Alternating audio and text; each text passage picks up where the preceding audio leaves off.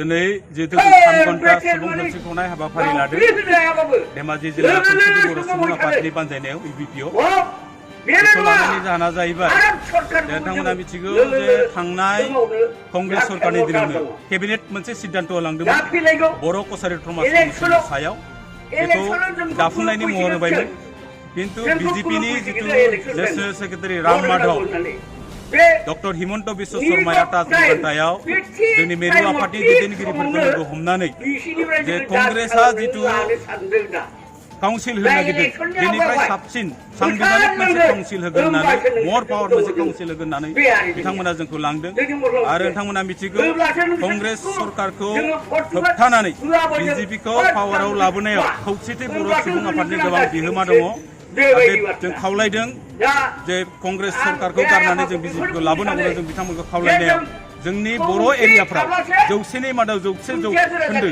भट होनानै जों बिजेपिखौ फज'दों किन्तु गोबां चिफ मिनिस्टारा गुवाहाटीयाव जानाय जोंनि 3थि खौसेथि बर' सुबुं आफादनि जितु मेल जादोंमोन कनफारेन्स जादों बे कनफारेन्सआव गाहाय आलासि महरै बिथाङा बर' कसारि समाज काउन्सिलखौ थाबैनो दानानै होनाय जासिगोन होननानै रायजोनि गेजेराव बिथाङा बुंलांदों नै दाख्लैसो जालांनाय सानजारि नोगोर सिमानफोराव जालांनाय खौसेथि बर' सुबुं आफादनि 5थि कनफारेन्सआव गाहाय आलासि महरै नुजाथिनानै डॉक्टर हिमंत बिश्व शर्मा जितु आसामनि मिनिस्टार हेल्थ एन्ड माबा मन्त्रि बिथाङा जितु माबा होलांदोंमोन घोषणा होलांदों रायजोनि गेजेराव दाना होसिगोन नैबे मास मोननैसोनि गेजेराव किन्तु दिले जालांबाय थादों हाग्रामा महिलारि बिथाङाबो जोंनि गेजेराव बेखौ दानानै होगोन होननानै आवगायलाय फासयलाय माखासे मिथिलाबाय थादों बिथाङा दिनैसिम सरकारखौ नारसिनाखै आरो बिथांनि मथेनो बिथांनि बाथ्रा मथेनो जों बिटिसिनि बायदि बर'फ्रा सोलिगासिनो दं जों आसा फारिजों सोलिबायबो थागोन किन्तु मोनसे बाथ्राया जाहैबाय थाबैनो जुदि दानानै होयाबा फैगौ जेब्ला सायख'थिफोर जागोन जों हाग्रामा सारनि मथे जों सोलिया उल्थायै जों खामानि मावगोन जों बेखौ थिराङै बुंना होबाय नोंथांमोननि चेनेलनि गेजेरै आरो बेखौ थाबैनो दाफुंनांगौ होननानै नारसिननायनि थाखायनो जों दिनै बे हाबाफारिखौ लादों बेखिनियानो बे हाबाफारियाव बिटिसिनि बाहेरायाव थानाय गासैबो जथुम्माखौ लादों दिनै बिटिसिनि बायजोआव गं 17खान जिल्लायाव दिनै बे हाबाफारिखौ लादों गंनै जिल्लाया तिनसुकिया आरो डिब्रुगड़ जिल्लाया डिसिनि थ्रुयै मेम'रेन्डाम होगोन थेवब्लाबो चिफ मिनिस्टारनिसिम बे हाबाफारिखौ जों बुंबा गं 19था जिल्लायाव बे हाबाफारिखौ लादों धेमाजि जिल्लाजों लोगोसे जोंनि धेमाजि जिल्लायाव सुबुंफ्रा एसे बांसिन जानायलाय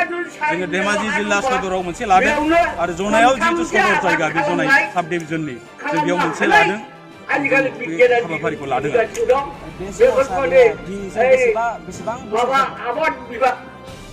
जों दाबिखौ बुंबोनाया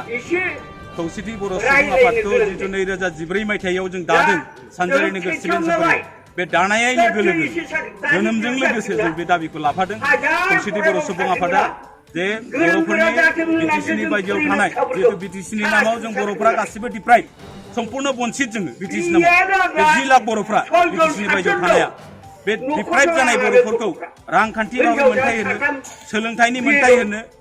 सामाजिक भाबे मोनथाय होनो जोंनि गासैबो सामाजिक रीति-नीति दं बेखौ रैखा खालामनो राजखान्थि भाबे जों मोनथाय मोननो थाखाय जों बे बर' कसारि समाज काउन्सिलजों लोगोसे जोङो जोंनि राव हारिमुखौ फोसावनो थाखाय सानजारि नोगोर सिमेन्टफोराव जों मोनसे दूरदर्शन केन्द्र बिदों बेखौ जोङो सेन्ट्रेल गभर्नमेन्टजों रायलायबाय स्टेट गभर्नमेन्टआ एनअसि मोनसे बिदों स्टेट गभर्नमेन्टनिफ्राय सेन्ट्रेल सरकारा बे थाब जानायनि लामायाव जोंना दङ जों बेखौ रायलायगासिनो दं भारत सरकारजों बे जानायनि लामायाव दं सानजारि नोगोराव मोनसे गलाघाटनि सिसिपानायाव मोनसे दूरदर्शन केन्द्र जागोन बेजों लोगोसे कार्बि आंलंनि बर'फोरखौ 8 सिजोनाव सोनानै जितु हिल्स ट्राइब बेखौ मर्यादा होनांगौ बेजों लोगोसे आलादा सेपारेट डाइरेक्टर नांगौ जोंनो सोलोंथाइनि बेलायाव जोंनि बर' मिडियामनि मास्टारफोर थोजासे मास्टार थिसननांगौ टेटखौ आलादायै फाथिनांगौ जों बेफोर डिमान्डफोरखौ आलादा